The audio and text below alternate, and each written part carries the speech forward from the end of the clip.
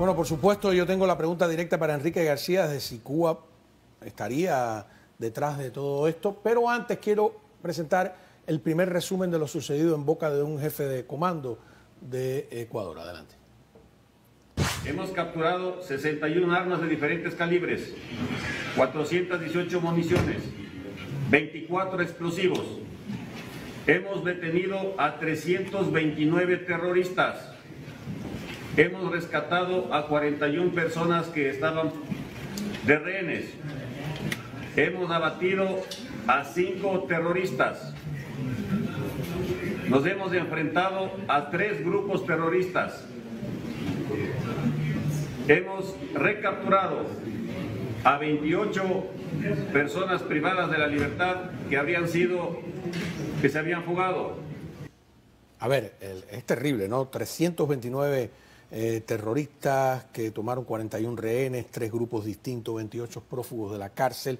Y la pregunta directa es que vemos que el propio presidente, cuando hace la lista, el presidente Noboa, de cuáles son esos grupos que están al margen de la ley, pues hay uno que se llama cubanos. Yo digo, ¿es casualidad o de alguna manera Cuba podría estar detrás de la violencia que hay en Ecuador? Bueno, los regímenes totalitarios, las dictaduras como la cubana, como la dictadura venezolana, son aliadas naturales de las mafias o del crimen organizado internacional. O sea, históricamente Cuba ha participado en muchísimos negocios ilegales, incluso en el narcotráfico. Por lo tanto, aquí hay una cosa que hay que atar también muy bien. En el caso, hace poco, bueno, en las campañas presidenciales de Ecuador, el candidato Villavicencio, que fue vilmente asesinado, realizó durante años investigaciones muy importantes en relación a la corrupción, a la penetración precisamente del crimen organizado en todas las estructuras durante el correísmo y sobre los negocios turbios, muy turbios que realizó la administración el régimen de Rafael Correa Delgado con China. O sea, un negocio petrolero gigantesco donde se robaron miles de millones de dólares. Entregado. Yo varias veces, disculpa la interrupción, me pude acercar y hacerle preguntas en distintas cumbres, en eventos presidenciales. Era un castrista de la cabeza a los pies. Bueno, el correísmo estuvo manejado y vinculado desde antes de llegar Correa al poder, instruido y asesorado por la dictadura cubana. Uno de los hombres que podría decirte yo que es el cerebro gris atrás de Correa y uno de los principales vínculos que le abre las puertas a Rafael Correa con Cuba es Ricardo Patiño, su exministro de Economía, canciller y luego ministro de Defensa, que es prófugo de la justicia, como dije hace un momento, está asilado en México, y es el hombre que históricamente, desde los años 80, cuando estudió en México, tuvo vínculos con el régimen de Cuba y con sus servicios. Patiño después fue parte del gobierno de Nicaragua en los años 80, en la época de la primera dictadura de Ortega, en la época en que Cuba tenía control absoluto de todos los ministerios de Nicaragua. Y por lo tanto, lo que quiero decir para responder tu pregunta exactamente, si estos gobiernos, los lazos del correísmo con la dictadura cubana, el brazo de Cuba en Ecuador ha sido el correísmo y fue quien llevó el proyecto de Cuba al poder en Ecuador. Por lo tanto, y el correísmo es aliado natural o ha sido protector y es el responsable de esta debacle que hay en Ecuador hoy en día, porque bueno, Correa no puede salirse, el responsable, quien buscó la protección y el apoyo y quien hizo negocio con el narcotráfico fue su gobierno. Entonces, lógicamente, podemos inferir que la relación existe, que Cuba es la madre de la criatura, por decirlo de alguna manera. A ver, los que ya peinamos cana, recordamos, porque Cuba no se ocultaba para promover la violencia ideológica, los tupamaros, las guerrillas urbanas, las guerrillas de todo tipo en América del Sur.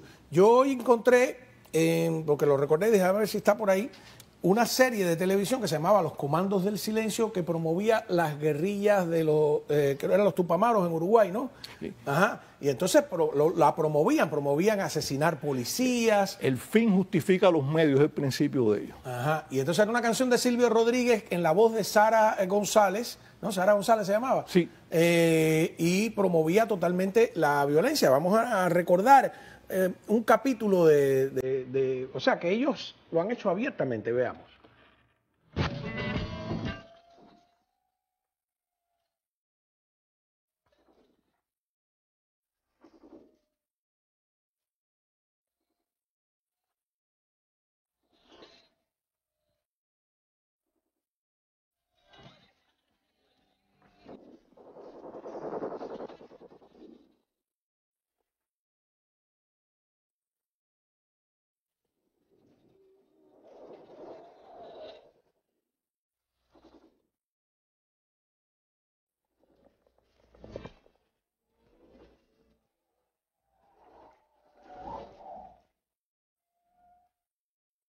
En esa, que eso es como una promoción o quizás era el opening del programa, fíjate que promueven, ahí asesinan a unos policías, le hacen un atentado a un político, o sea, era una promoción. Yo recuerdo también un documental de la televisión cubano, hecho por Cuba, que se lo vi en Panamá, donde ellos se vanagloriaban de entrenar a las guerrillas del Salvador en una escuela que se llamaba Fe del Valle, que quedaba en Batabano.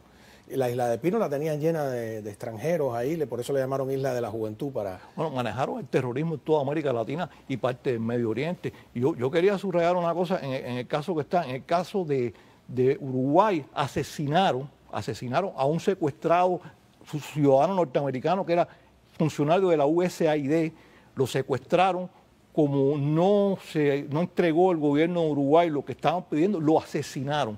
Un funcionario oficial diplomático del gobierno de los Estados Unidos. Ese grupo terrorista llegó a ser eso, grupo terrorista con lazos ineludibles con Cuba, como todos los grupos terroristas de América Latina, la gran mayoría de ellos lo han tenido.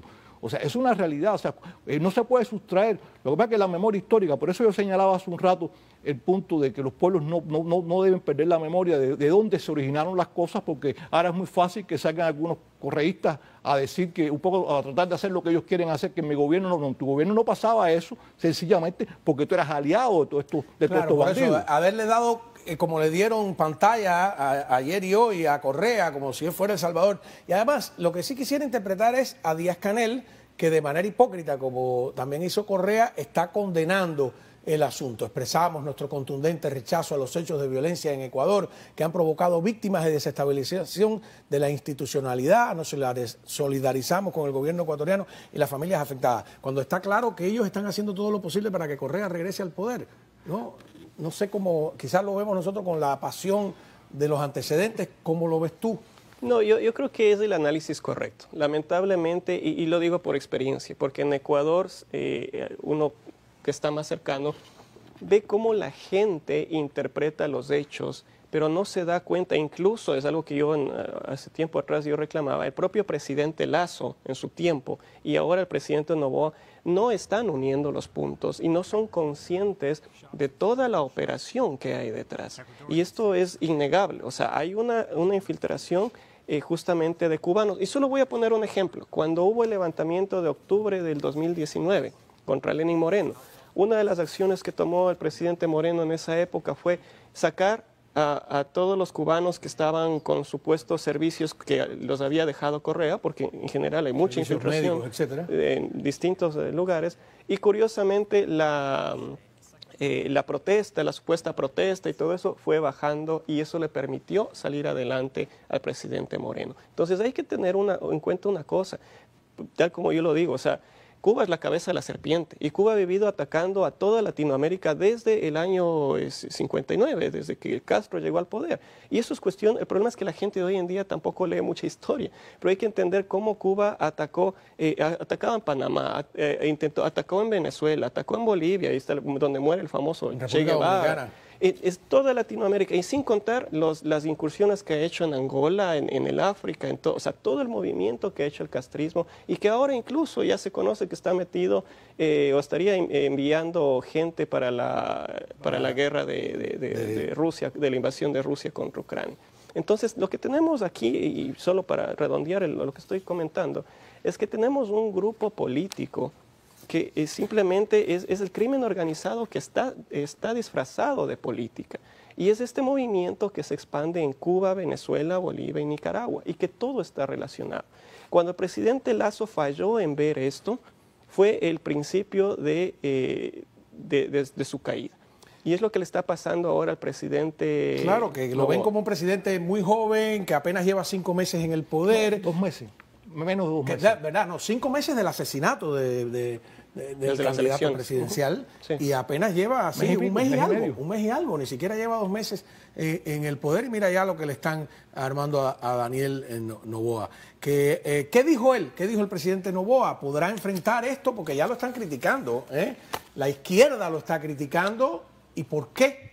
Cuando está siendo la víctima. Ya verán cuando regresemos.